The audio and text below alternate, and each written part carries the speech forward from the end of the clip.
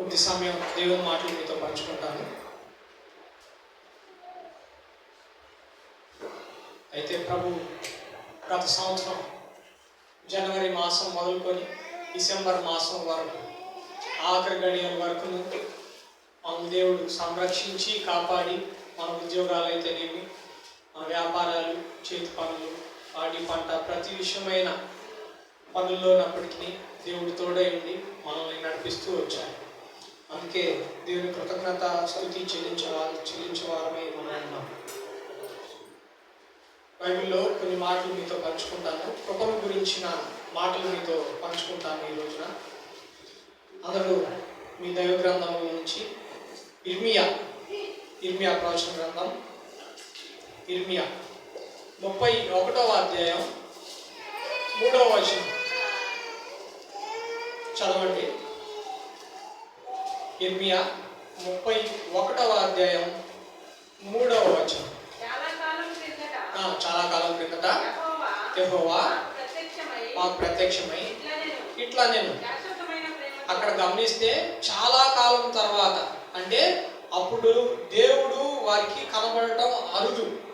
ఒకప్పుడు దేవుడు సమూయేలు ఉన్న కాలంలో దర్శనాల ద్వారాను అలాగే సూచనల ద్వారాను మాట్లాడుతూ ఉండేవారు.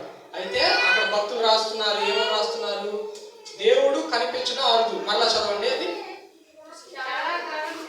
చాలా కాలం క్రిందట యెహోవా నాకు ప్రత్యక్షమై ఇట్లా నేను ఏమన్నారు?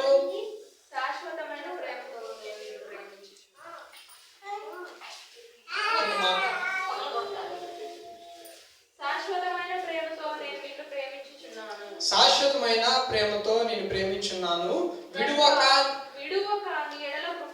విడువక నీ ఎడల కృప చూపుచున్నాను. ఆమేన్. హల్లెలూయా, హల్లెలూయా. విడువక నీ ఎడల కృప చూపుచున్నాను అని ప్రభువైన యేసుక్రీస్తు మనకు తెలియజేస్తున్నారు. అంటే గతకాలం గడిచిపోయిన సంవత్సరం అంతా కృప చూపిస్తూ వచ్చారు మన పట్ల, మన కుటుంబాల పట్ల, మనం చేస్తున్న పనుల పట్ల, మన పెద్దవాళ్ళనైతేనేమి, పిల్లలనైతేనేమి, పెద్దవాళ్ళు చేసుకునే పనుల్లోనైతేనేమి, చిన్నవాళ్ళు చదువుకునే చదువుల్లోనైతేనేమి, ఉద్యోగాల్లో, వ్యాపారాల్లో, పాడి పంటల్లో, వెలుచు వచ్చిన మార్గాల్లో, ప్రతి విషయాల్లో ప్రభువు కృప చూపిస్తూ వచ్చారు. అలాగే ఈ సంవత్సరం దయా కిరీటాన్ని మనకు ధరింపజేసిన దేవుడు మనకు వాగ్దానం చేస్తున్న మాటలు ఏమంటే, విడువక నీ ఎడల కృప చూపుచున్నాను. ఆమేన్. హల్లెలూయా, హల్లెలూయా, హల్లెలూయా. అలాగే కృప చూపిస్తున్న దేవుడు మనకి పాత నిబంధన భక్తుల్లో ఎంతో మంది పట్ల దేవుడు కృప చూపిస్తూ వచ్చారు. పాత నిబంధన అయితేనేమి, కొత్త నిబంధన అయితేనేమి. అయితే ప్రభువు ఒకరి పట్ల శాశ్వతమైన కృప చూపిస్తూ వచ్చారు. ఆయన ఎవరో తెలుసా? దావీదు గారు. మనం ఒకసారి యెషయా గ్రంథం, పాత నిబంధనలోనే యెషయా గ్రంథం 55వ అధ్యాయం 3వ వచనం. 55వ అధ్యాయం 3వ వచనం ఒకసారి చదువుతాం. నా యొద్దకు రండి, మీరు వినిన ఎడల మీరు బ్రతుకుదురు. నేను మీతో నిత్య నిబంధన చేసేదను. దావీదు నాకు చూపిన శాశ్వత కృపను మీకు చూపుదును. అయితే కృపను చాలా మంది భక్తులకి, చాలా మంది పాత నిబంధన భక్తులకి అయితేనేమి, క్రొత్త నిబంధన భక్తులకి అయితేనేమి దేవుడు కృప చూపిస్తూ వచ్చారు. కానీ దావీదు గారికి మాత్రం శాశ్వత కృపను నీకు చూపిస్తున్నాను.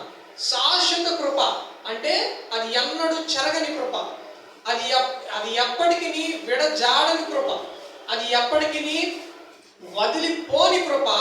శాశ్వతమైన కృపను దావీదు గారి పట్ల చూపిస్తూ వచ్చారు ప్రభు. దావీదు గారి పట్ల శాశ్వత కృపను చూపించడానికి గల కారణాలు ఏమిటి?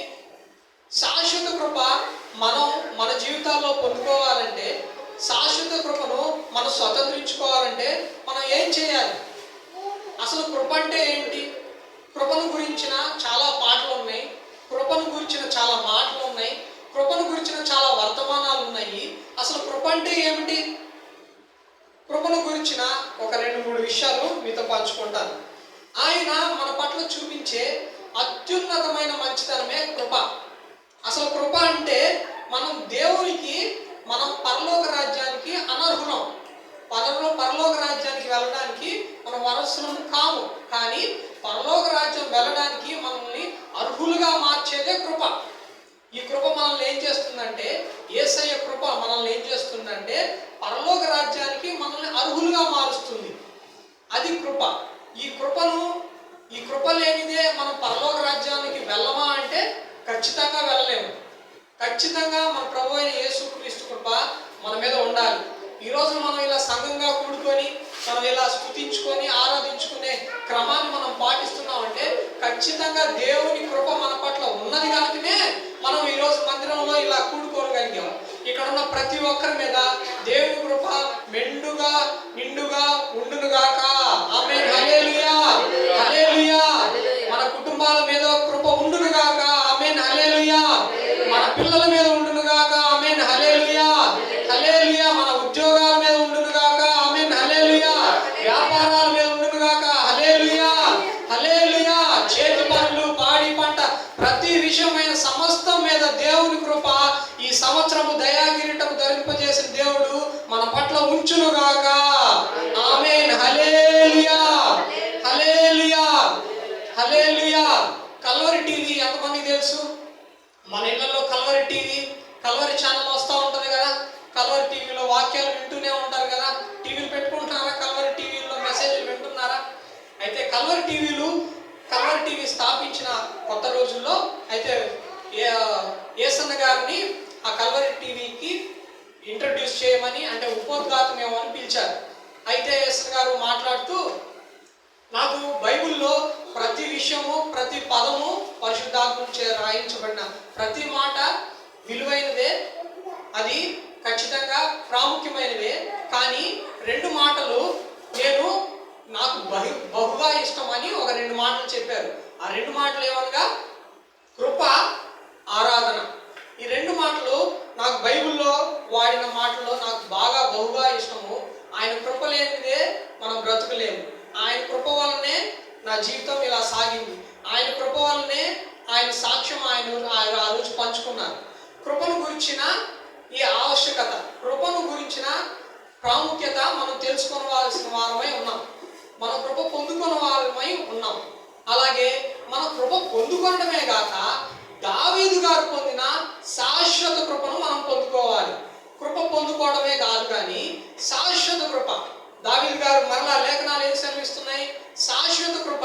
లేఖనాల్లో దావీదునకు కృప పొందినట్లుగా లేదు కానీ శాశ్వత కృప పొందినట్లుగా ఉంది. మనం కృప పొందుకున్న వారమే కానీ లేఖనాలు ఏం సెలవిస్తున్నాయి? ఈరోజు మన ప్రభు ఏం మాట్లాడుతున్నారంటే దాని కృప నుండి మనం శాశ్వత కృపకు మనం ఉండాలన్నమాట.